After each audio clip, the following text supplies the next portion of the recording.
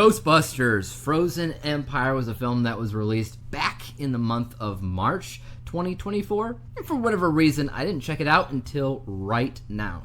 There's actually quite a few movies like that this year that I haven't seen. Godzilla x Kong, Godzilla -1, Monkey King, Planet of the Apes, Dune 2, though I probably won't be watching that. And just recently there's also Fall Guy and Civil War. I haven't seen any of those. But today we're talking about Ghostbusters. I don't even know what number you call it. Ghostbusters 4, 5, 6? Whatever you call it, it's Frozen Empire. Let's get cracking. So in Ghostbusters Frozen Empire, the Spangler family returns to where it all started, the iconic New York City firehouse, to team up with the original Ghostbusters, who've developed a top secret research lab to take busting ghosts to the next level.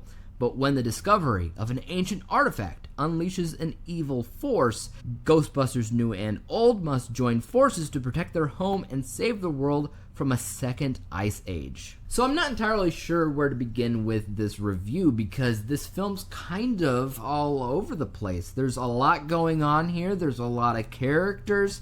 I wouldn't necessarily say that the film is bad, though I have seen people say that it is. And honestly, that sometimes is a commonality that you sometimes find when it comes down to films that are seen as convoluted. And I would kind of agree it didn't seem to have as much confidence that it clearly had in the previous film.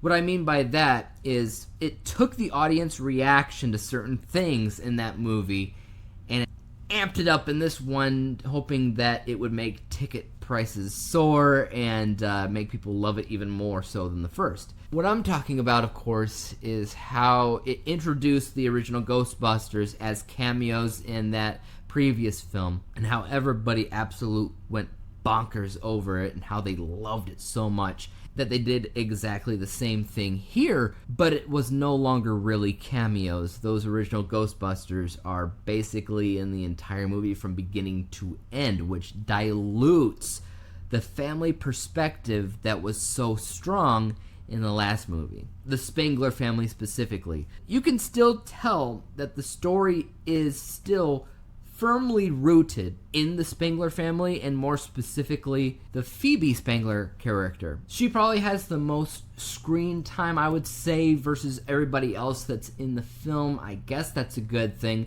but there could have been more balance in terms of focusing on her, because it doesn't always feel like she's the main character, or even the Spanglers in general are the main characters. A lot of them get just kind of pushed to the side to feature more and more Dan Aykroyd, Ernie Hudson, and Bill Murray. Now, don't get me wrong, I love the original Ghostbusters. I think that they are incredible, especially Bill Murray. I miss seeing him in as many movies as he used to come out with, so the fact that he's in here, I love. He's an icon, but at the same time, these characters really did wash the plot a little bit thin in terms of focusing on the family dynamic of the Spanglers and Phoebe and what she's going through, because it's just kind of all over the place. And if that weren't enough, there's also these other side characters that I personally didn't even remember seeing from the first movie that make their appearance in this, and they're all kind of doing their own thing, like the one kid who has like 1.5 million mini Stay Puft Marshmallow things. And I can tell you right now, there's probably a ton of different things that I personally would have done to make the film more balanced and feel more in tune with what people would have wanted to see, at least in the long run. If they needed to have the original Ghostbusters again, which I personally don't think they did need to do, the last film could have been a great send-off. They didn't need to bring them back. But if they did, again, just cameo that crap. Focus on this family, because that's what the first one did, and that's why the first one was so good. The second thing that I would have done is probably move the third act of the film into the second. Stretch it out a bit more, give the villain more to do, because at the end of the day, the trailer that I watched, personally, for Ghostbusters Frozen Empire, was the third act of the film.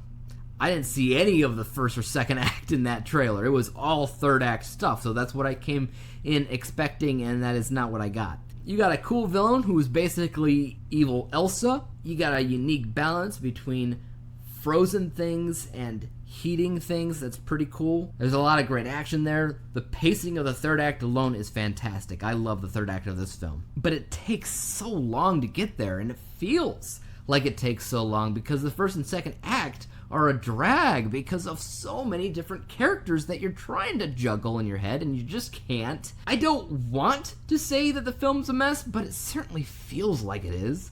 And because of that, honestly, I think that this film is going to be forgettable at the end of the day. And that's honestly unfortunate because it does have a lot of great ideas that I was all for. There's a lot of things that remind me of classic Ghostbusters, such as Ghostbusters 2. Some of the plot in this film kind of reminds me of that. And there's a lot of fun shout-outs in this film to Ghostbusters stuff. I won't give that away. Just know that there are moments in the film that are great, that are fantastic, that are fun and exhilarating and everything that you want out of a Ghostbusters film.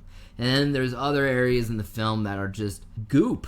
You know, there's just so much stuff going on. And like Paul Rudd's in the film and he makes some quick one-liners here and there that are great. He has a storyline that's actually pretty strong, but you don't feel it. You just don't because of so many things going on all at once. I'm not going to say that I didn't like it at all because there's definitely moments in the film that I liked and, you know, certain things technically that are good, especially like visuals and stuff. Some of the humor really worked for me, some of the humor didn't. But at the same time, I would have to say that I didn't really care that much for the film, and given the choice between the two, I would 110% choose to watch the female-led Ghostbusters in 2016 over this. It's not really saying much because I do have hot takes on this channel, and I've said in the past that I did enjoy that film, even though part of it does kind of feel like a parody of Ghostbusters. It's still, in my opinion, funny. But I am sure you're probably wondering what I'm going to score this film. And honestly, it is hard for me to decide because I love the third act. I just didn't care so much about the first and second act, and I feel like it's really messy. So I'm just gonna go with C. It could obviously be better. Anybody that watches the movie would probably agree that it could easily be better. But I would at least argue that it could be way worse at the same time. So I'm pretty much putting it right there in the middle and saying C. But what about you guys? What did you think about Ghostbusters Frozen Empire? Did you love the film or did you hate it? Let me know, and as for YouTube, you guys know what to do. Hit the like, subscribe button, and bell to be notified when I come out with my next review. But until then, peace out.